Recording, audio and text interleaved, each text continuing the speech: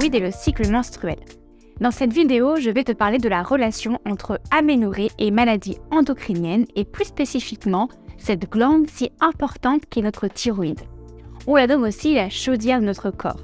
Et sache que dans notre cas bien spécifique de l'aménorrhée, cette thyroïde a son rôle à jouer. Voyons tout ça ensemble. La thyroïde est la chef d'orchestre de nos hormones. C'est elle qui orchestre et dirige toutes ces hormones. Et comme nous parlons principalement d'hormones ici, comment ne pas étudier le rôle de la thyroïde et son éventuel impact et lien avec l'aménorrhée. La thyroïde mesure 4 cm sur 2 cm et donc petite, mais a une influence majeure sur toutes les fonctions de notre corps. Elle ressemble à un petit papillon qui se place à la base de notre cou.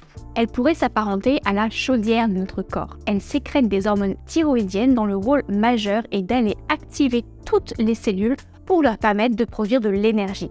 Notre thyroïde a une importance capitale sur de nombreuses fonctions de notre organisme, comme la production de chaleur, la régulation du système digestif, du système nerveux, du système cardiovasculaire, mais pas que. La thyroïde est activée par des messages ou des hormones sécrétées par notre cerveau. S'il n'y a pas assez d'hormones thyroïdiennes, la TSH augmente pour que la thyroïde en produise davantage.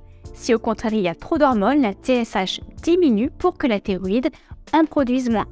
Il existe différents types d'hormones thyroïdiennes, dont les T3 et les T4. Dans la circulation sanguine, 90% d'hormones T4 sont relâchées pour 10% de T3. Il est essentiel de comprendre que seules les hormones T3 sont actives. Je précise également que l'on parle beaucoup d'iode lorsque l'on parle de thyroïde.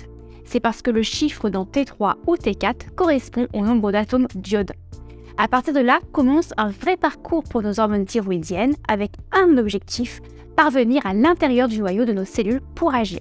Voyons un peu le parcours du combattant des hormones thyroïdiennes. Tout d'abord, la T4 doit être convertie en T3. Cela se passe partout dans le corps, essentiellement dans notre foie qui doit être en forme, mais aussi dans le cœur, les intestins, attention aux déséquilibres de la flore intestinale, les muscles, le cerveau. Et en présence de vitamines et minéraux spécifiques, dont les vitamines B12, le fer, le zinc et le sélénium. Ensuite, la T3 entre dans nos cellules, puis dans le noyau de nos cellules pour agir. Là aussi, attention aux carences car ces étapes nécessitent notamment des apports suffisants en vitamine D, A et en oméga 3. Pour complexifier notre affaire, les perturbateurs endocriniens vont brouiller les pistes.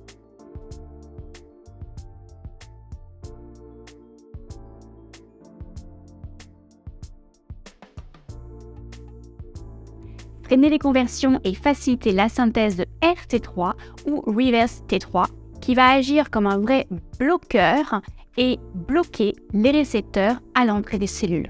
Le stress chronique est également l'un des grands facteurs de ralentissement de notre fonction thyroïdienne. Maintenant, voyons l'impact de la thyroïde sur l'ovulation. La fonction thyroïdienne joue un rôle majeur sur le fonctionnement de notre cycle féminin et donc sur notre fertilité. Un point essentiel à noter est que notre hormone thyroïdienne active T3 est nécessaire à la fabrication des hormones de notre cycle menstruel. Une hypothyroïdie peut donc générer des troubles de notre cycle menstruel et de notre fertilité. L'hypothyroïdie est le deuxième facteur d'hypofertilité. Mais qu'est-ce que l'hypothyroïdie ? L'hypothyroïdie définit un déficit en hormones thyroïdiennes T3 et T4. Elle concerne environ 7% des femmes. Les conséquences sur la fertilité, une hypothyroïdie impacte l'insuffisance lutéale, provoque potentiellement des anovulations, donc des cycles sans ovulation, une irrégularité également des cycles avec des durées de cycle très variables, des hyperménorrhées ou encore des métroragies.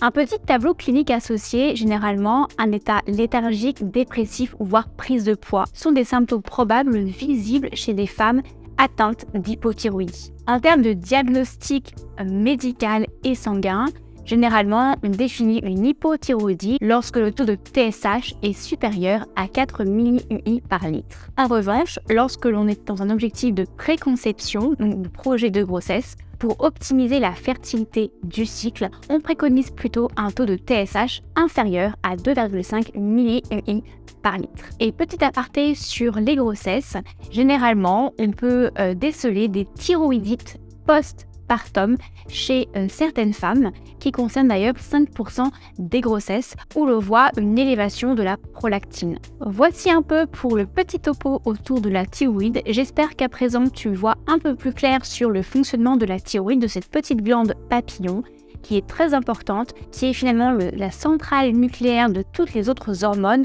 Donc nécessairement, elle va avoir un impact non négligeable sur notre cycle menstruel et donc sur tous les troubles autour du cycle menstruel.